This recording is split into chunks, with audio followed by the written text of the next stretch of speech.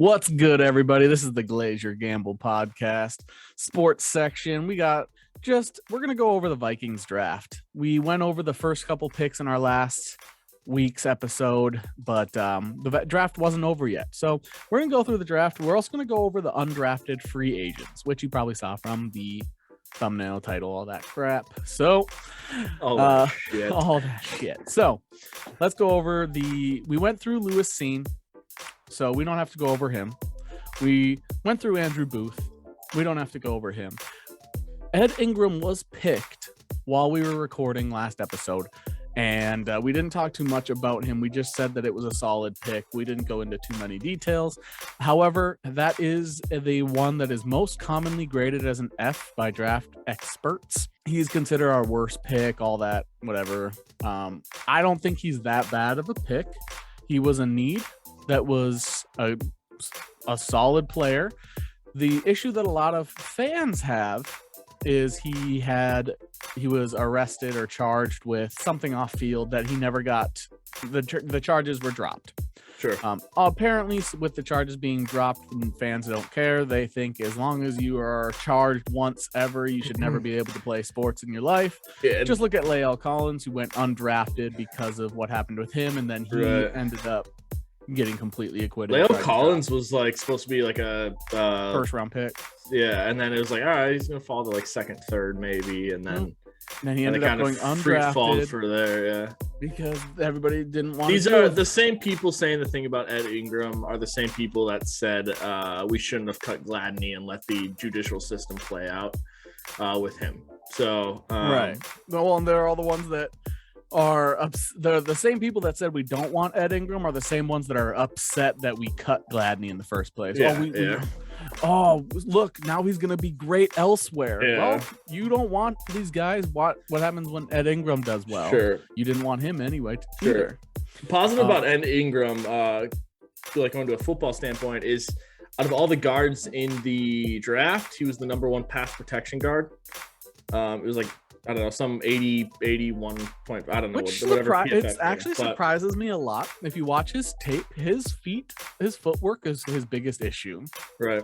So, yeah, watching his footwork, he tends to go back, but he's very strong. He can push people. But Vikings fans aren't going to like this for a comparison, but very much Phil Lodeholt-esque. Right.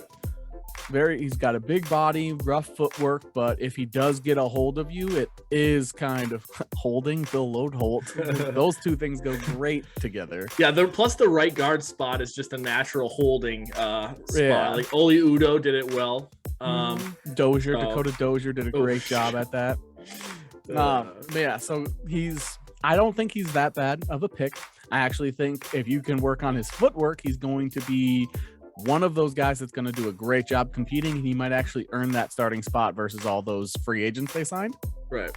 He's definitely not one of those guys that can do guard or center or tackle. He is a guard that plays nothing but guard. Yeah. He's not going to play center. He's not going to play tackle. He cannot transition. He's also right guard. He cannot transition to left side. That's also very different from what the Vikings have done in the past. They've drafted guys that are versatile, that can kind of go all over, practice on one side. Ezra Cleveland, all these guys that can move all around. TJ Clemmings, these guys that they want to see. Right, yeah. Wasn't great. Willie Beavers. They think that they can practice elsewhere. This is one of those against the grain from what they've done in the past. They picked a guy. He is a right guard. If he's not right guard, he's not playing. Yeah, it hasn't worked out that well in the past. If you look at just the past, Ezra Cleveland's been a rare exception. He's done well. He hasn't been extraordinary, same thing. Same thing. He hasn't been superb, but he hasn't been bad. So, and that was a tackle to a guard transition.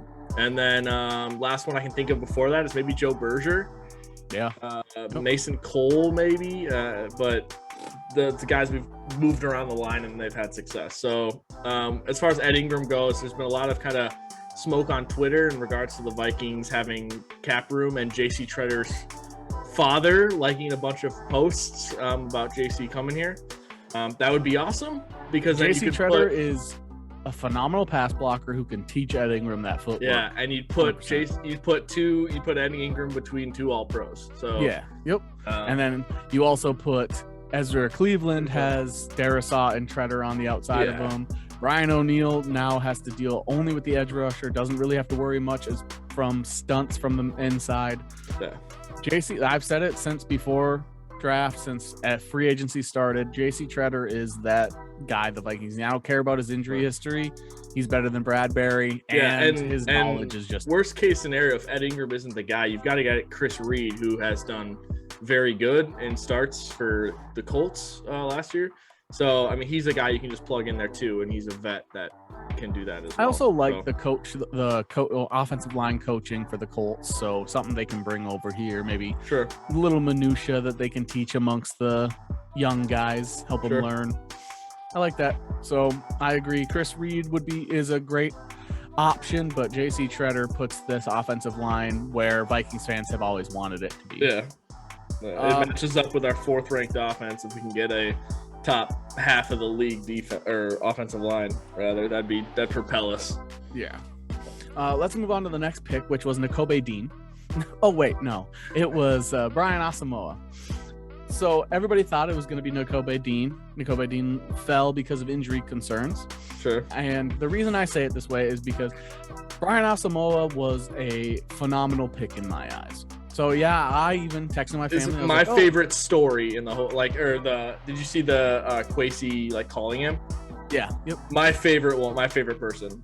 I watched him call Scene, and I watched him call Asamoah. Asamoah was obviously the best one. Yeah. Scene had a pause. Are you excited to play for us? Yeah, coach. He was like, he had to think about it. They joked about it on our local radio show, talking about, I wonder if he was just like, can I be that first guy that says no? I was hoping to go elsewhere. Yeah. But yeah, Asamoah is actually super fast. Yeah, and most of his tackles were solo tackles. So I like that aspect. With the Vikings most likely playing hybrid and 3-4, potentially some 4-3 sets, he actually does fit naturally into the outside spot, which Nakobe Dean would have been kind of maybe, do we move Kendricks outside? Does Nakobe play inside next to Kendricks? It would have been one of those, it's a different position. So yeah, Nakobe Dean, if he's healthy, is a first-round talent. Brian Asamoah is great. You can watch his highlights. Oklahoma Sooner. We'll talk about another Sooner the Vikings picked up later. I think he's super fast, super talented, and he matches that speed with controlled tackles. He knows how to break down. He knows how to prepare for the running back. And because of his speed, he will be great in coverage. And that's what the Vikings need. I like this pick a lot. I always I like the risks when it comes to college injuries. These young guys will recover a little bit better. Sure. Jalen Smith, I thought he fell a little bit too far. He ended up doing well, kind of fell off once he got his contract. But yeah, I like going for these risky guys and just taking the chance on it. That's why I liked Texans getting Stingley, and I wanted Stingley over Sauce. I think these injuries often aren't that big of a concern. So yeah I know Nakobe Dean would have been great. I think Asamoah is going to be a tremendous fit in our new defensive scheme compared to what we already have.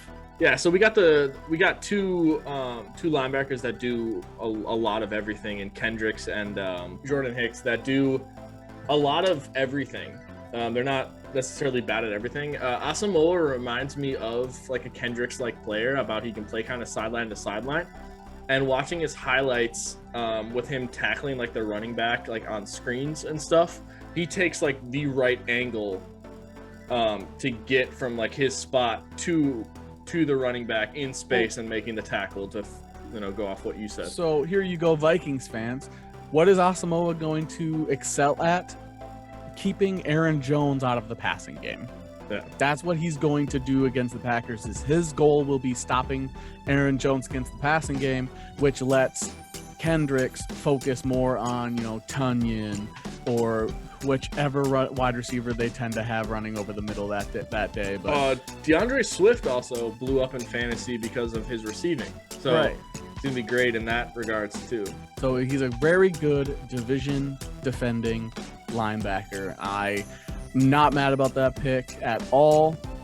And I don't think it was a risk. I don't think it was a reach, and I don't think it was a risk. He was high up their board, and he wanted to play here, which is awesome. I'm very curious to how the Vikings are actually going to set up, because you have to imagine that Eric Kendricks and Jordan Hicks are going to be out there 99% of the time. Yep. Which means we've got like two like middle linebacker-esque players, and then kind of like the freedom to do.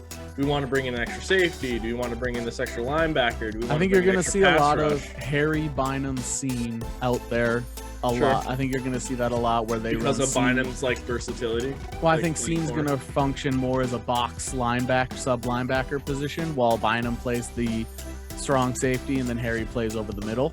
Sure. I think you're going to see quite a bit of that. It allows for more versatility on defense, and I'm all for that. So. Yeah.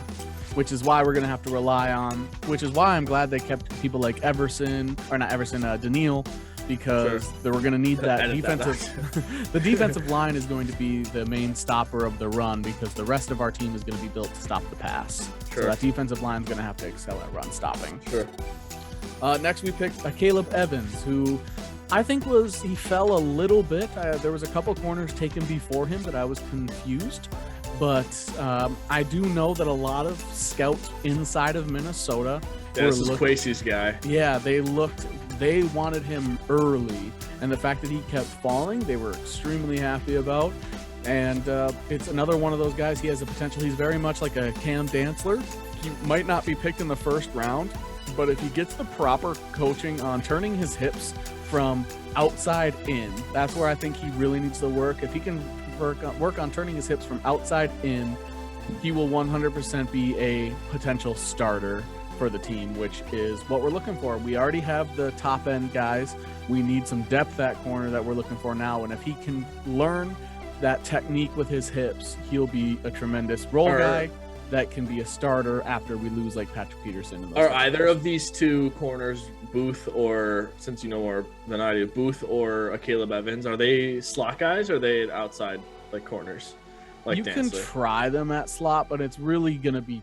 I think that's why they got Chandon Sullivan. Sure. I don't see either of these guys at slot. I think they could learn it. Yeah, I mean, like more so going forward, because Chandon's on a 1-year deal, Patty P's on a 1-year deal. Going forward, that's something they might have to address. I think that's something they might have to address. You could try Booth at it, just because I believe he did take some snaps at slot at Clemson, but I don't see either of these guys at playing NFL slot. Sure. I would honestly see Bynum more of a slot than they are, which again, that just shows you they need to address it probably in next offseason. All right. Next guy was Esezi Otomewo, which was the other defensive end from Minnesota. Right. They did pass on the one that everybody wanted. He went two picks before us. Yeah. Yep. But he's not a bad pick. I think that a lot of the time in college, you see when a strong edge rusher is gets a lot of attention, the guy opposite him often is underrated. This is just one of those scenarios where Boya Mafe was getting all the attention, but because of that, you can say that, Boya was getting all the doubles, so he's getting all the single stuff. Well, he's still succeeding against singles, which means he's going to be solid. I think he is underrated, solid fit, and because we did pick up an undrafted free agency and in the draft itself, we got a couple guys that are more outside linebacker positions. He is a guy that can play that inside the 3-4 defensive end, the hybrid defensive end, which was a position of need and one that I was worried that we were waiting too long on when we got him.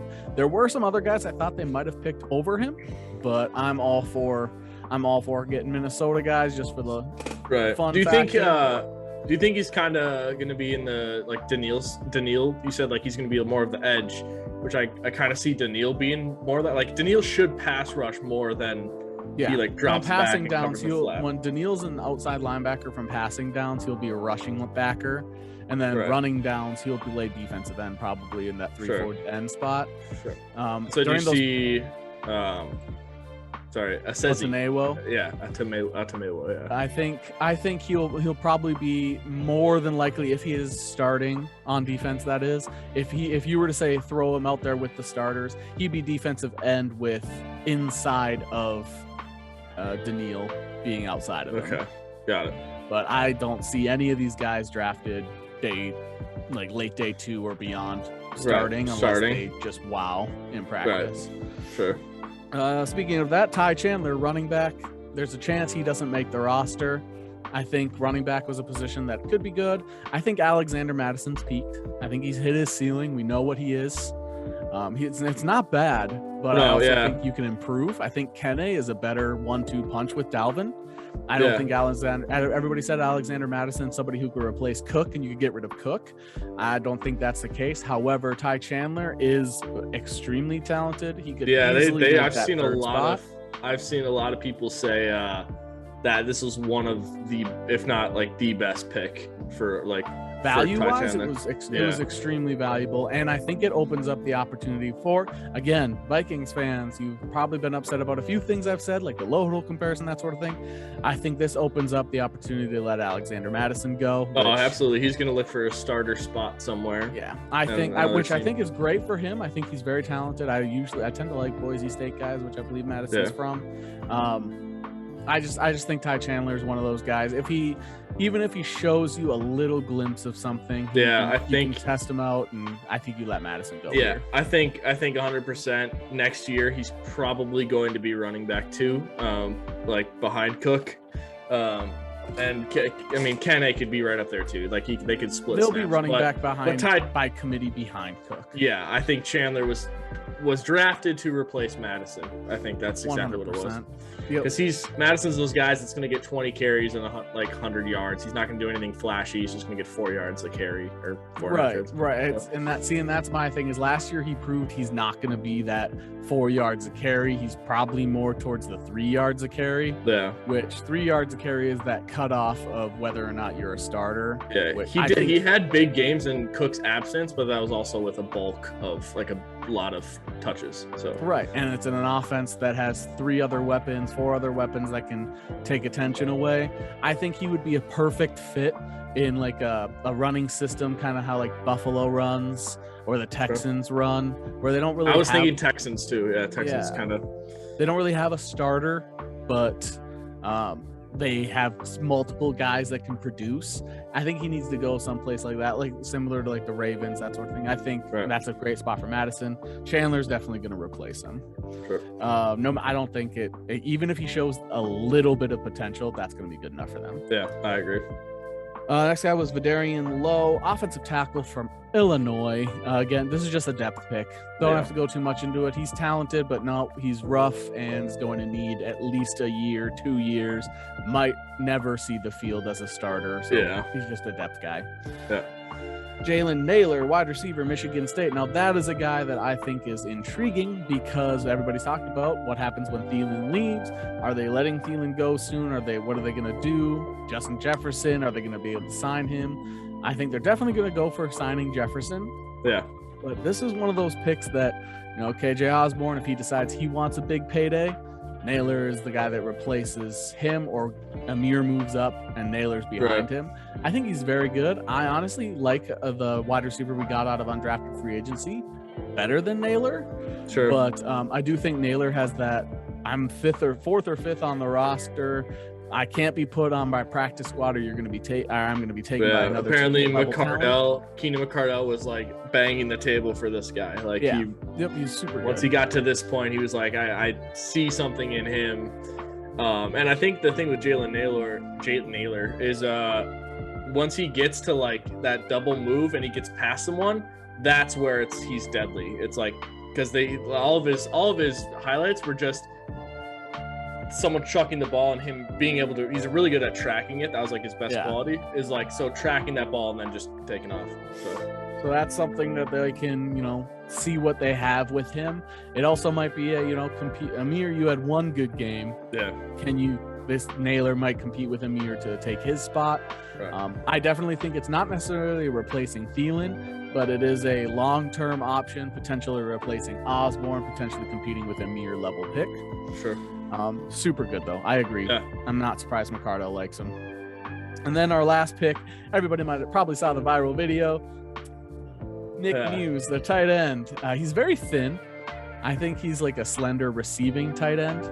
Yeah, this is in the 2021 draft, we drafted a guy named Zach Davidson, who was also a very like receiver-esque tight end.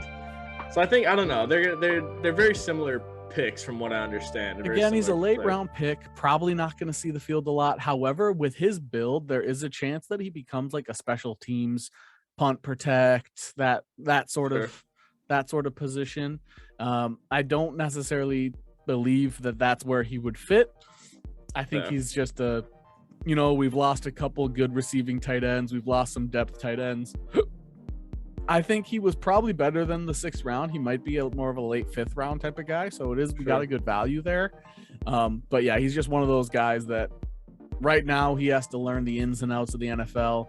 I would give him 2 seasons before he even sees the field, most likely. Not a bad pick, but nothing to be like, oh, hey, Vikings got a guy that we're letting Irv go. Right. Right. Yeah.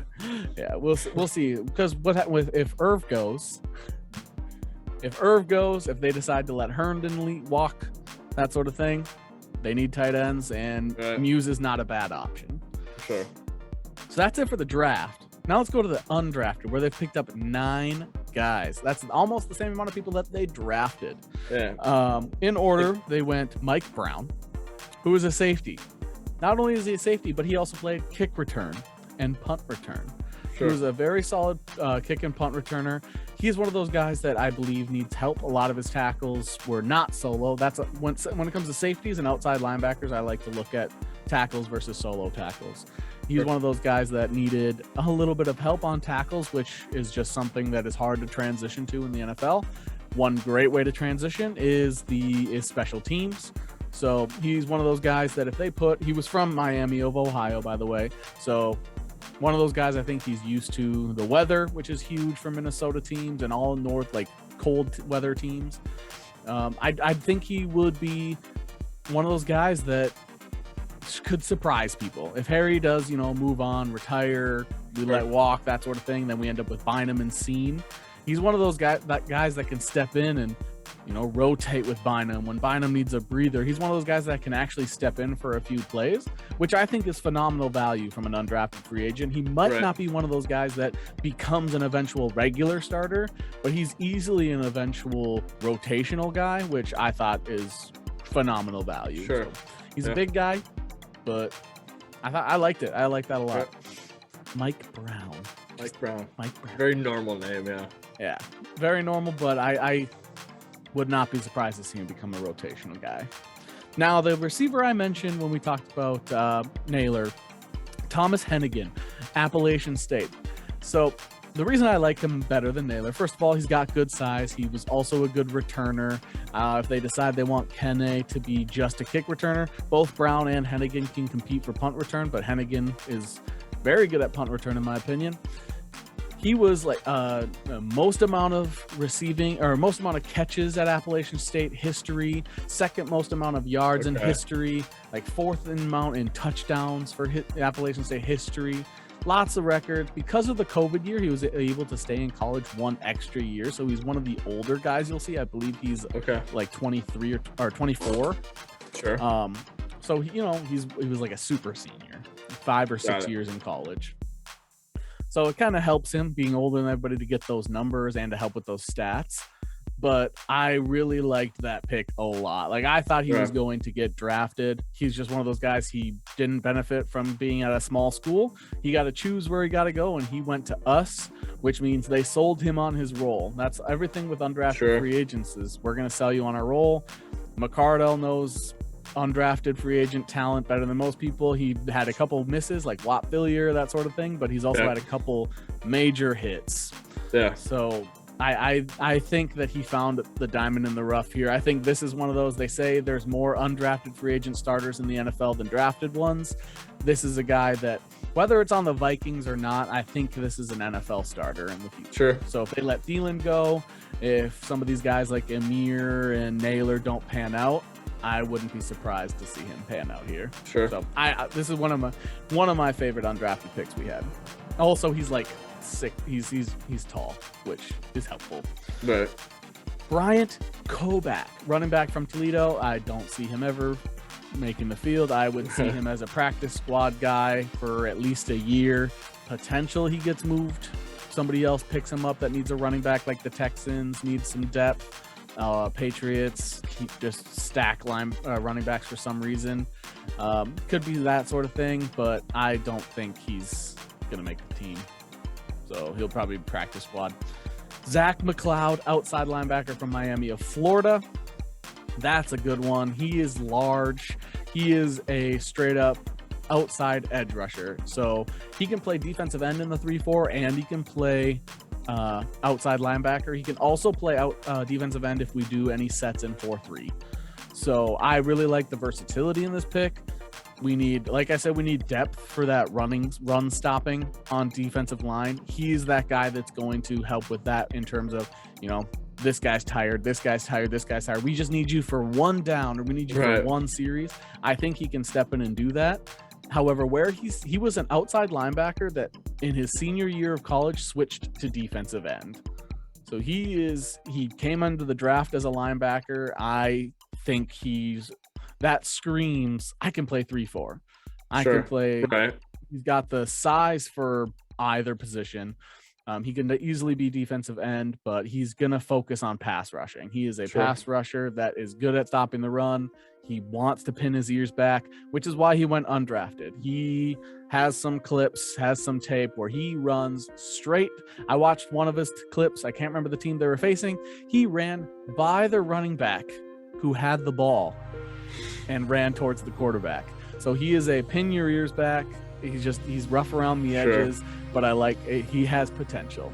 But he definitely is, running back went that way. I'm going this way because I want a sack. Like, I want to get a sack. Oh, well, the running back ran by you with the ball, by the way.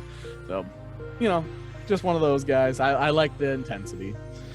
Josh Sokol, not Skull, Sokol, center, proud of Sacred Heart. Just, a little explanation of who this guy is. All of his highlights that you hear about will be his academic ones. So you look him up and they say, graduated with a 4.1. He was team captain for 3 years. It's just phenomenal. He's just one of those guys. You don't hear about his pancake blocks. You don't hear about his run percentage, pass block. You hear, he's extremely smart, team leader, which, probably still better than Bradbury. Yep. But that mentality, that's not hard to do. That mentality will carry him a long way. It's just, can he transition physically into the NFL? He's just, they talked, Laurent Duvernay-Tardis was talked about the same way. Graduated 4.1. He's a doctor, isn't he? He's a doctor. That's why he sat out COVID year he went volunteered without pay to be a doctor. Sure. He's the same type of guy. 4.1 GPA, you hear about his mental stuff. So just one of those guys. We'll see what he does in the NFL. For now, don't expect too much.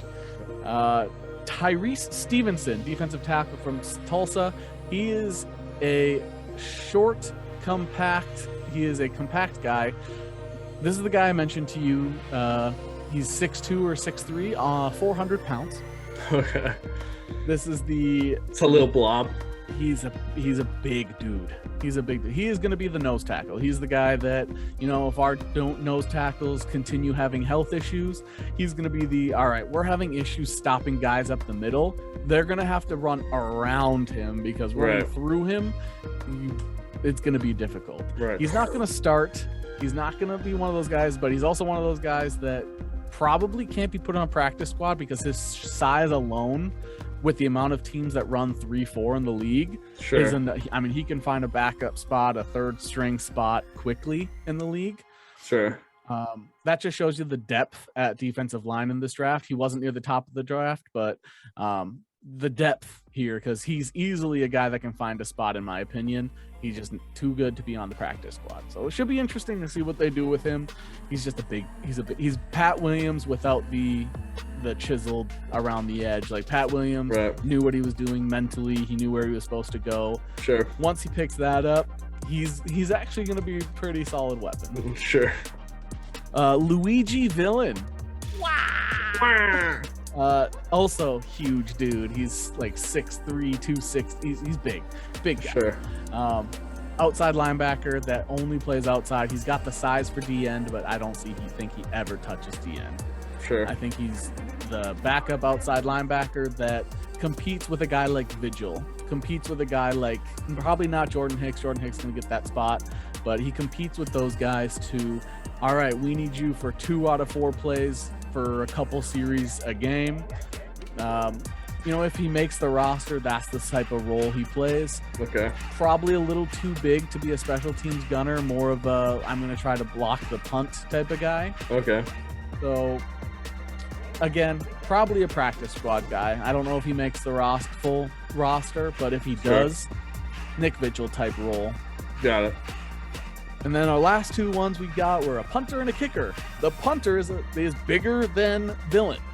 The punter is 6'3", 260. His name is Ryan Wright out of Tulane. I like to pay attention to punters and kickers. I think this is a solid one. Again, one of those guys that you might keep on the roster because every team needs a punter and kicker. Right. I'm a fan of keeping extras, especially with Vikings history. Yeah, I mean, Jordan Berry's average. I mean, right. But that's the thing is Jordan Berry didn't do poorly enough for me to say, oh, you can't start Wright. Right. But he also didn't do so great where you can be like, okay, Wright's going to be a practice squad or cut guy. Right. Like Wright might surprise you with With I think punter's punter would be a closer option to replace than I think kicker. So I agree. But with a new regime, nobody's tied to anyone. Right. And specialists, when you don't have anything truly special, like you're not a Justin Tucker, you're not a Harrison Butker. Right. You're one of those guys that is easily replaceable by a new regime. So the fact that they brought in a kicker and a punter does not surprise me. Yeah. If they end up going with Wright, don't be shocked. With his size, he's a boomer. I think he averages 46 yards a punt. That's good. Which tied with the second highest rated punter of this draft class. His issue is punts inside the 20, that sort of thing, coffin corner. He's more of a, I can do kickoffs. I can do we're backed up inside our own 20. Yeah, he's as far as he can. He's also got slightly jittery hands, which I don't like. I think punters should be able to catch the ball as well as receivers on your team. Just it's how it should be. Punters should have one of the best hands on your team. His hands are a little jittery. Makes me a little nervous in terms of transitioning to the NFL. There's always someone in your face. You are never getting off a clean punt. So it does. If he can show in practice, maybe solidify those hands. Don't be surprised to see Barry gone, just because Barry's not a cheap punter by any means, and an undrafted free agency punter tends to make around 600, 700K. So we'll take that. Yeah. Last guy we'll go over is Gabe Brkic, the kicker that they signed today, Thursday. Cinco de Mayo is when we're recording this. Another big body, which is sometimes strange for a kicker. But I was telling Joe about this, my little scouting report of him. He tends to have uncontrolled body weight. So Vikings fans aren't going to want to hear this, but I think he has huge potential to be a guy that might occasionally shank left, might go wide left. He only missed 1 extra point in his entire college career. He was 100% on all field goals and extra points in his first year of kicking in college, and then he was 77% for his last 2. Where he struggled the most was 40 to 50 yards. So make that what you will. I don't think the yardage percentage is anything to be worried about. Like when a guy struggles from distance in college, that's something they can figure out.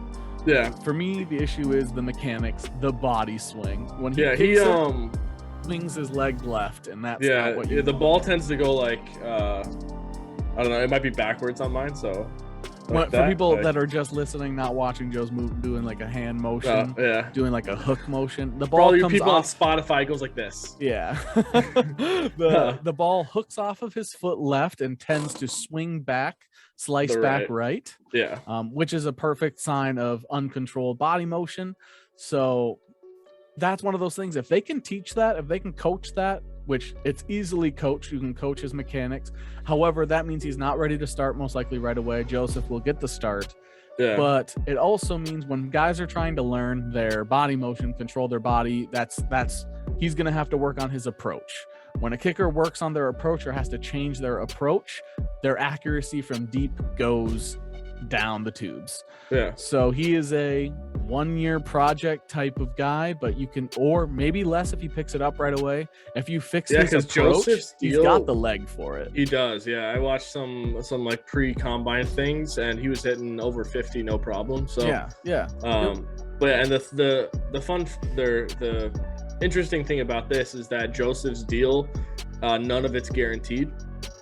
So signing this guy to I think it was a 3-year deal, which was kind of odd for an undrafted free agent, but the fact that Joseph's deal is not guaranteed, that puts pressure on Joseph to, come in and I think Joseph probably feels nervous because a 3-year deal to a guy out of Oklahoma who didn't kick all 4 years of college. He only kicked 3 years of college.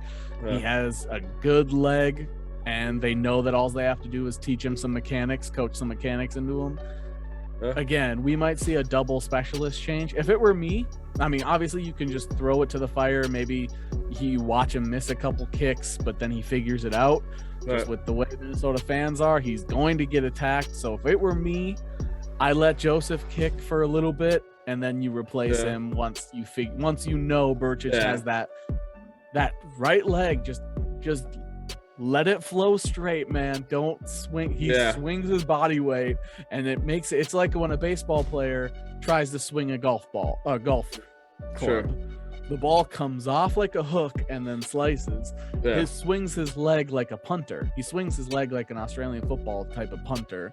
So it hooks and then slices, and it's just Scoring wise, Greg Joseph was a top 10 kicker last year. So like with how powered our offense is, he had a lot of opportunities and he made a lot of opportunities. He did miss some. You need to make room for a guy like JC Treader, I would start Joseph. Yeah.